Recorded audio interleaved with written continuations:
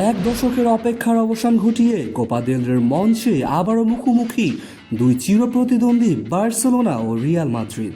Severe রাত সাক্ষী থাকবে এক মহাকাব্যিক সংঘর্ষের, যেখানে কেবল শিরোপা নয়, লড়াই হবে ইতিহাসের পৃষ্ঠায় নিজেদের নাম খোদাই করার জন্য।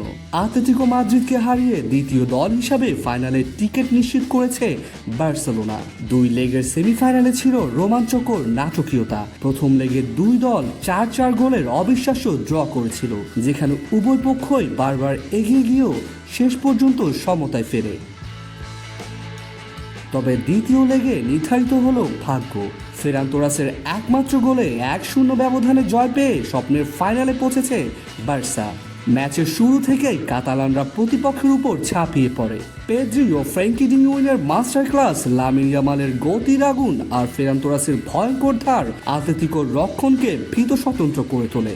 38তম মিনিটে লামিন ইয়ামালের দুর্দান্ত পাস থেকে ফেরান তোরাস যেন বজ্রপাতের মতো শটে বল পাঠান জালে।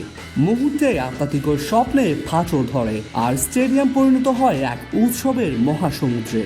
আতলেতিকোর জন্য এই ছিল অস্তিত্ব টিকিয়ে রাখার শেষ চ্যালেঞ্জ।